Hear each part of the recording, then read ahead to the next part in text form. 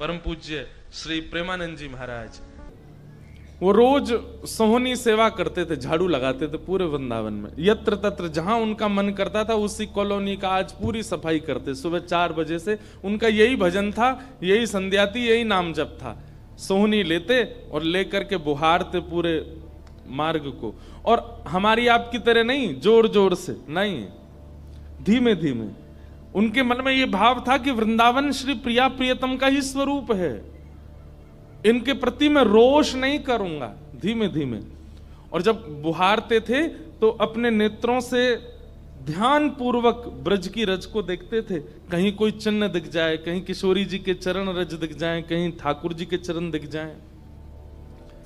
करते करते जब वर्षों बीत गए तो किशोरी जी के मन में भाव आया, हम नित्य रास के लिए वृंदावन में जाते हैं और पूरे वृंदावन को सुव्यवस्थित ये महात्मा करके रखते हैं, और इनकी एक ही अभिलाषा है कि हमारे चरण चिन्ह इनको दिख जाएं।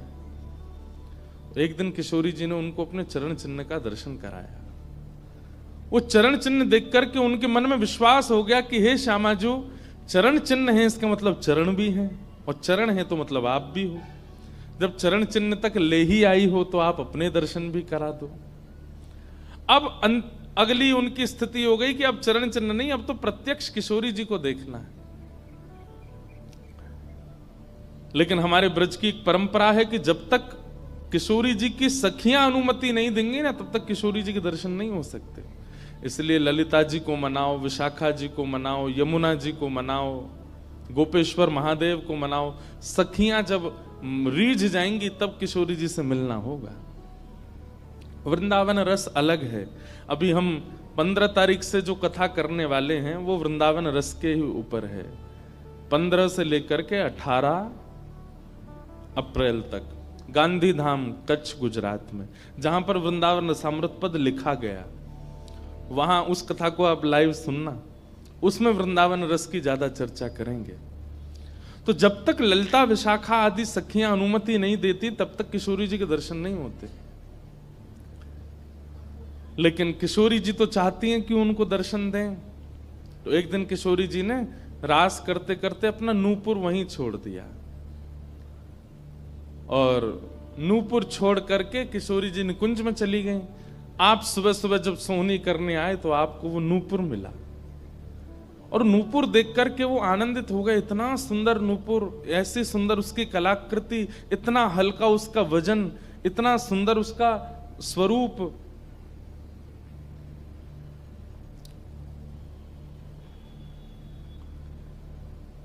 आपके मन में भाव आया कि कोई बड़े घर की लाली होगी, उसका रह गया होगा, मैं रख लेता हूं, कभी कोई मिलेगा मांगने आएगा कि भाई हमारा नूपुर दो तो मैं दे दूंगा। आपने वो नूपुर अपने पास रख लिया। नूपुर से दर्शन किशोरी जी ने कईयों को कराए। इसलिए वृंदावन में जब चला कीजिए ना, बहुत ध्यानपूर्वक देखते हुए पृथ्वी को चला कीजिए, क्या पता क्या मिल जाए।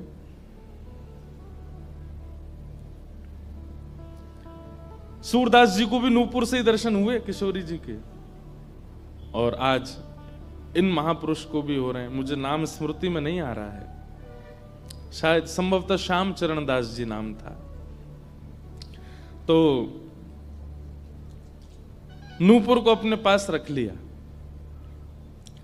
किशोरी जी का नियम है कि जब रास में जाती हैं तो सब सखियां उनका श्रृंगार करती हैं, और एक एक श्रृंगार जो उन्होंने धारण किया है वो लिख लेती हैं। कानन में कुंडल पहने हैं, गले में ये हार पहना है, उसके ऊपर मोतिन की माला पहनी है, फिर गुंजा माला पहनी है, फिर नवलखा के हार पहने हैं, हाथन में इतने कड़ूला पहने हैं, पैरन में पाजे। क्यों? बोले रास में श्याम सुंदर आते हैं, पता ना काचोरी करके भाग जाएं। अगर एक कम रह जाए तो फिर ठाकुर जी की शामत कहाँ है, हमारी श्री जी का श्रृंगार बताओ। इसलिए सब सखियां जो हैं किशोरी जी के सिर से लेकर नख तक एक एक श्रृंगार को लिख लेती हैं पहले, रास में भेजने से पहले। और फिर रास में आने के बाद, रास से आने के बाद फिर सब सखियां एक एक श्रृंगार, एक बोलेगी हाँ भाई कानन में ये कुंडल हैं, सिर पर ऐसा सुंदर वो है, गले में ऐसी माला है, हाथन में कड़ूला, पामन में ये 2 पाजेब हैं, सब गिनती करो। और एक एक करके उतारती जाती सखियां। आज किशोरी जी के चरणों का एक नूपुर नहीं है। शाखा आदि बोली हे श्यामाजू आपका एक नूपुर कहां गया? बोले अरे मो तो पतो ना है, सके नृत्य करते करते रह गए हो वृंदावन में। ललिता विशाखा बोली स्वर्ग के इंद्र के हाथी के दांतों से बना हुआ नूपुर है वो, सामान्य नूपुर नहीं है। आपके ऊपर तो कोटि कोटि ब्रह्मांड वारी वारी जाते हैं किशोरी जी, पर वो नूपुर ठाकुर जी ने आपको भेंट किए हैं, बड़े बहुमूल्य नूपुर हैं। अब किशोरी जी बोली मोए ना पता कहाँ रह गए हो कहीं पे। किशोरी जी तो मन बना चुकी है ना, दर्शन देना है उनको। तो ललिता विशाखा ने विचार किया कि हम ही जाती हैं, ढूंढ के आती हैं निकुंज में, कहाँ है वृंदावन में। बोले अपने रूप में तो नहीं जाएंगी, तो एक वृद्धा का रूप धारण किया, एक वृद्ध मैया का रूप धारण करके ललिता विशाखा गई और वृंदावन में ढूंढने लगी नूपुर कहाँ है। तभी ढूंढते ढूंढते वो महाराज जी सोहनी कर रहे थे, उनके सामने पहुंची। अरे बाबा हमारी लाली आई सवेरे सवेरे यहाँ पे, और बाके पाम को एक नूपुर रह गयो, तेने देखो। बाबा बोले तुम कौन हो रही? बोले हम पास के गांव की रहवारी, हमारी बहू है वो, और या की लाली है वो, जाको नूपुर रह गयो है। बाबा बोले मैं कैसे पहचान जाऊं कि तुम्हारी ही लाली का नूपुर है? भाई मनचले लोग हैं, बहुमूल्य वस्तु किसी पे देखते हैं तो सब अपना अपना बताते हैं। रोड में अगर 100 रुपया गिर जाए और 50 लोग वहां से निकल रहे हों, कि कोई पूछे भैया 100 रुपया किसका, सब अपनी जेब चेक करते, भले ही कुछ लेके नहीं थे, भले ही जेब में कुछ नहीं था, फिर भी देखते हैं लग तो मेरा ही रहा थे, मेरे जेब में 100 रुपए तो थे। सब अपना बताते हैं बहुमूल्य वस्तु को। तो मैं कैसे मानूं कि तुम्हारा नूपुर है? अरे बाबा हम कह रहे हैं तुम थे। बोले कहवे को अभी मैंने तो नूपुर, मैं तो असमंजस में पड़ जाऊंगा कि मैंने गलत आदमी दे दियो।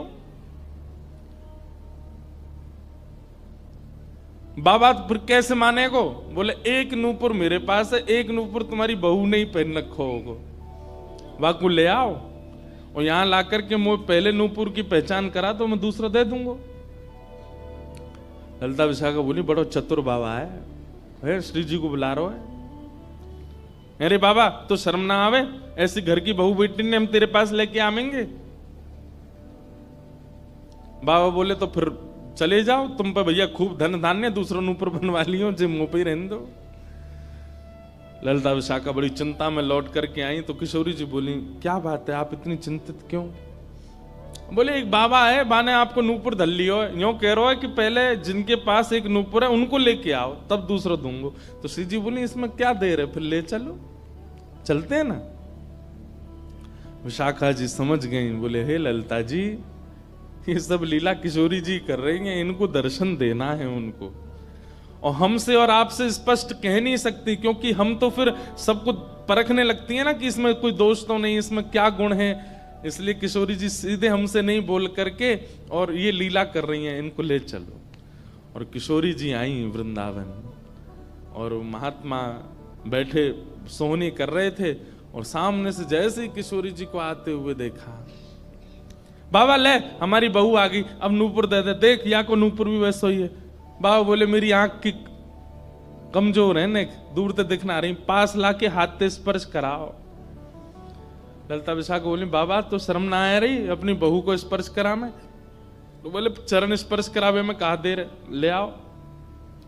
किशोरी जी समीप गई, जैसी चरण स्पर्श किए अपने हाथों से नूपुर पहना करके लिपट गए चरणों से। हे किशोरी जी, हे श्यामाजू, अब कृपा करो, मैं जानू ना तो ये दोनों कोई बूढ़ी मैया हैं और ना आप इनकी बहू, आप साक्षात किशोरी और ये ललिता विशाखा हैं, अब मुंह पे कृपा करो। तो किशोरी जी ने उसी नूपुर से उन महात्मा के सिर पर एक चिन्ह बना दिया, अपने नूपुर का ही चिन्ह बना दिया, और कहा बाबा अब जीवन भर ये छाप आपके मस्तक पर ही रहेगी, मेरे नूपुर की छाप। उन महात्मा के मस्तिष्क पर जैसे हमारे तिलक दिखता है, ऐसे प्रत्यक्ष नूपुर की छाप प्रत्यक्ष सबको दिखने लगी। अब ये तो थी उनके ऊपर कृपा, लेकिन इससे क्या हुआ कि वे महात्मा लौट करके जब अपने आश्रम आए तो उनके गुरुजी ने जब उनके माथे पर देखा तो वो बोले ए तुमने अपने गुरु के द्वारा दिया हुआ चिन्ह बदल दिया? हमने जो तुमको तिलक दिया तुम वो क्यों नहीं लगाते, ये क्या लगाए घूम रहे हो। तो हाथ जोड़ के निवेदन किया, गुरुजी ये कोई तिलक नहीं है, ये कोई चिन्ह नहीं है, ये तो मेरी किशोरी जी ने कृपा करके अपने नूपुर का चिन्ह मुझे दे दिया है। तो गुरुदेव बोले, हाँ तू बहुत बड़ा भक्त है ना, किशोरी जी आकर के तुझको चिन्ह देंगी। कोई माने नहीं, सब बोले जाओ इसको मिटा के आओ, और जो मैंने तुमको चिन्ह दिया है वो लगाओ। अब पहले तो उनके हाथ कांपे कि मैं इसको कैसे मिटाऊं, लेकिन गुरु आज्ञा से ऊपर कोई नहीं। देखो ये गुरु निष्ठा होती है। किशोरी जी ने भले ही चिन्ह दिया, लेकिन गुरु आज्ञा है तो ठीक है। गए यमुना जल से, सुबह से शाम हो गई मिटाते मिटाते, लेकिन वो चिन्ह मिटा नहीं उनसे।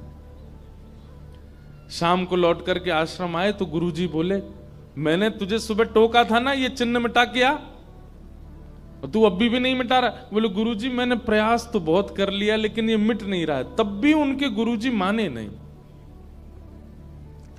अब तो महाराज ये होने लगा कि गुरुजी को इतना क्रोध आ गया कि ये इतना हट कर रहा है कि हमारे द्वारा दिया गया तिलक चिन्ह उसको अस्वीकार करके और ये मनमुखा चिन्ह लगाए घूम रहा है माथे पर। गुरुजी ने सब अपने परिकर के लोगों को बैठा करके पंचायत करी आश्रम में। बोले इसको निकालो, जब हम में श्रद्धा नहीं, हमारे स्वरूप में श्रद्धा नहीं, हमारे तिलक में श्रद्धा नहीं, तो क्यों रहता है यहाँ पे। वो रोते रोते बोले गुरुजी मैं सत्य बोल रहा हूं, ये किशोरी जी ने चिन्ह दिया है और मैं खूब प्रयास कर रहा हूं। नहीं तो आप प्रयास कर लीजिए, ये मिट नहीं रहा है। अच्छा अब हमसे चाहता है कि हम तेरे माथे को छू करके मिटाएं, नहीं माने। तब उन्होंने नेत्र बंद करके किशोरी जी का स्मरण किया, हे श्यामाजू मैं किसी को प्रमाणित ये नहीं करवाना चाहता कि आप मुझे मिली हो, पर मेरे गुरु के चित्त में मेरे प्रति अविश्वास आ रहा है, इसके लिए कोई आप लीला करो।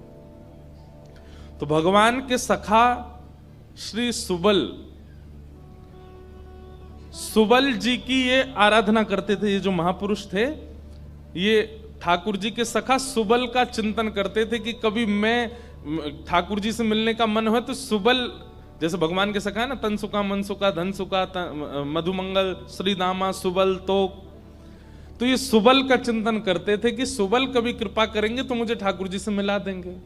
ऐसे सखियों का चिंतन करते हैं किशोरी जी के दर्शन करने वाले, और सखाओं का चिंतन करते हैं ठाकुर जी का दर्शन करने वाले। तो इस सुबल का चिंतन करते थे।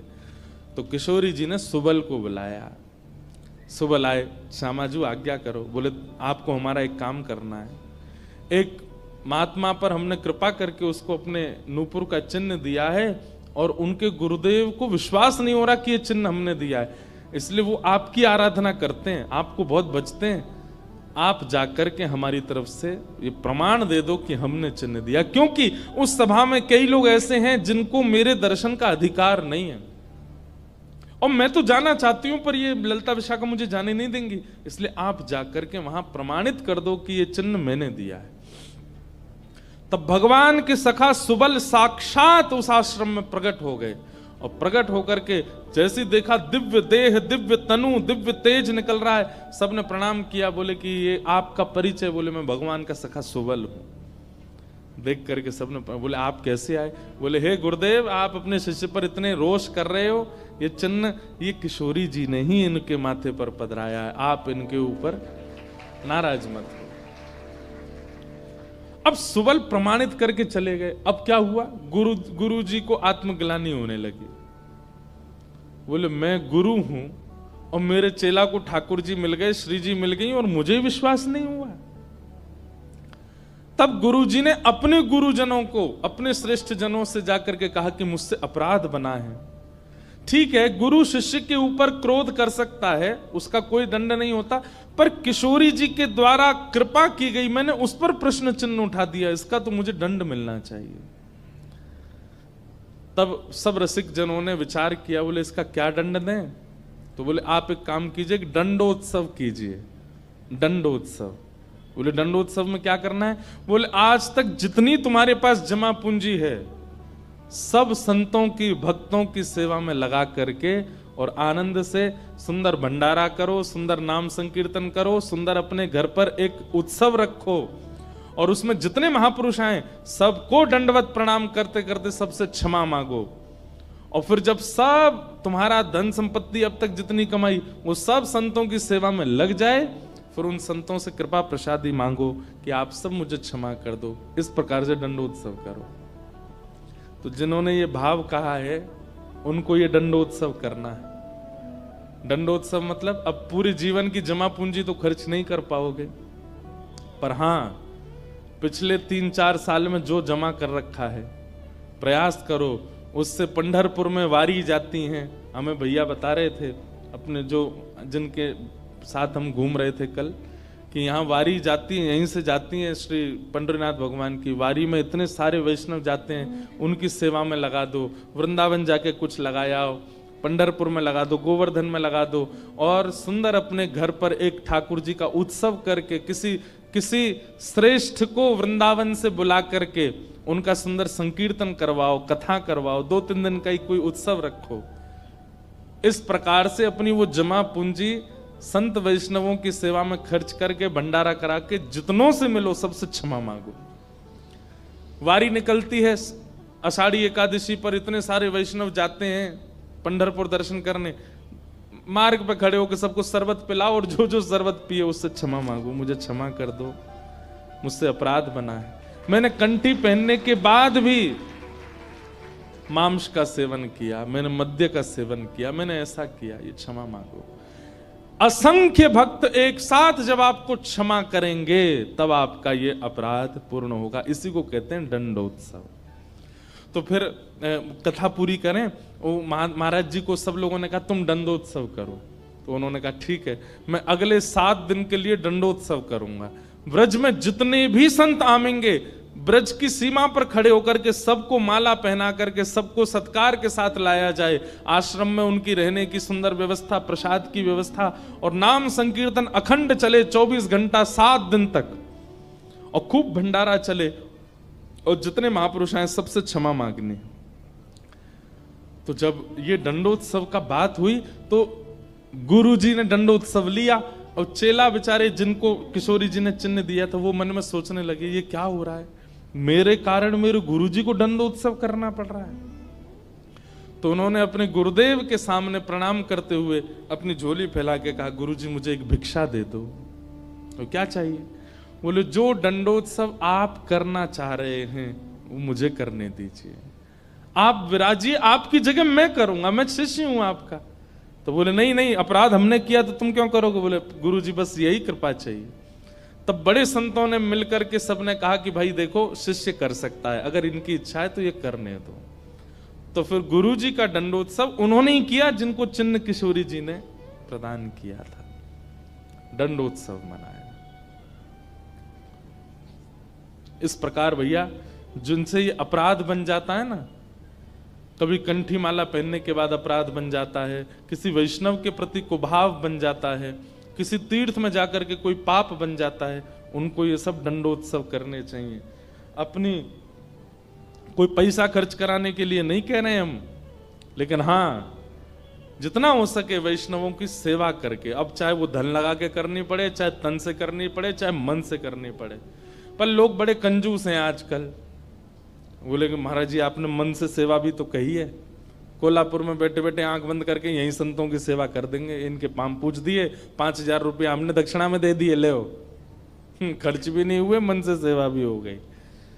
किसी का भाव है कि आप कहते हैं महाराज जी कि ठाकुर जी से कुछ मत मांगो, पर अगर ठाकुर जी से कुछ मांगना है तो ठाकुर जी को मांगो। ठाकुर जी अगर मिल गए तो फिर उसके बाद क्या? ये तो भाई जब मिल जाएंगे तब मैं पूछूंगा आपसे, उसके बाद क्या? सही बात तो ऐसी है कि ठाकुर जी मिल जाएंगे ना, ठाकुर जी सदा के लिए तो नहीं रहेंगे, थोड़ी देर दर्शन देके चले जाएंगे और फिर आपके चित्त में अखंड प्रेम प्रज्वलित करके जाएंगे। अनंत प्रेम के रस में आप डूबने लगोगे, जिसको देखोगे उसी के प्रति प्रेम उत्पन्न होने लगेगा, उसी के प्रति श्रद्धा भाव, उसी में ही वैष्णव दर्शन होने लगेगा। छके रहोगे सदा कृष्ण प्रेम में, जैसे मीरा बाई। जिन भेषा मेरो सावरो रीझे, जिन भेषा मेरो सावरो रीझे, जिन भेषा मेरो गिरधर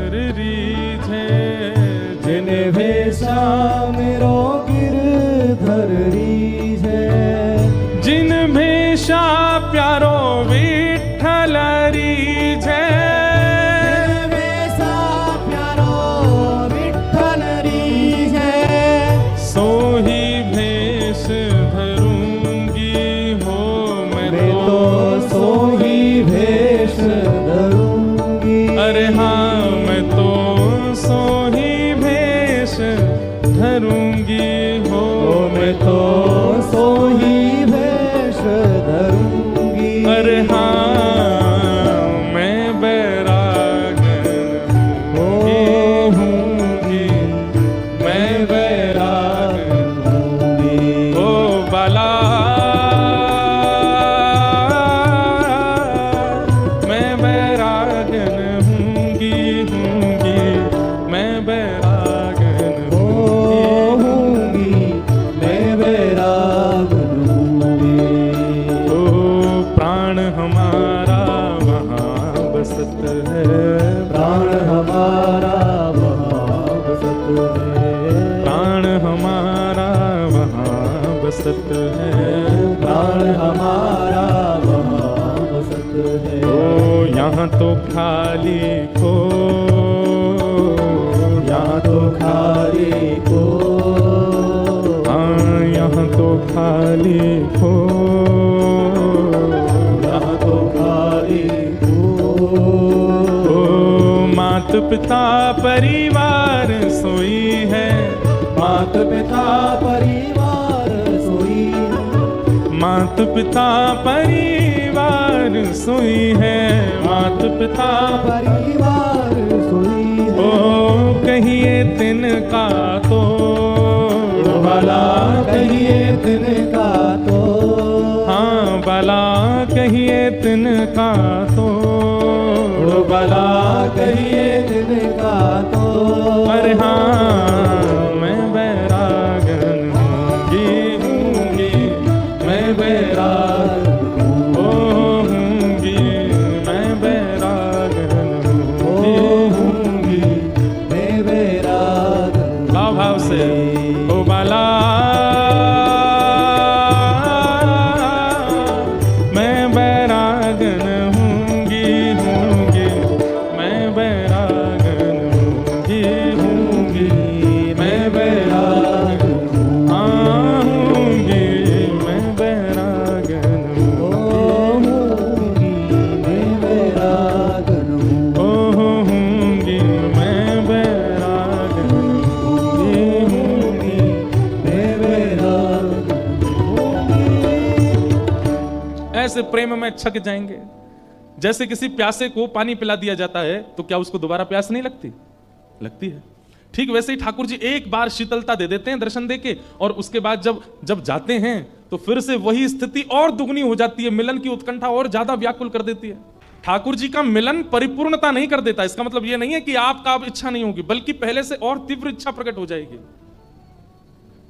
ठाकुर जी मिल जाएंगे तो और रोना आएगा, क्यों? अब जाना नहीं आप, लेकिन ठाकुर जी तो जाएंगे, और जब ठाकुर जी जाएंगे तो फिर वही विरह वेदना जो सूक्ष्म थी अब वो प्रगाढ़ हो जाएगी, अब और मिलन की इच्छा होगी और दर्शन की इच्छा होगी।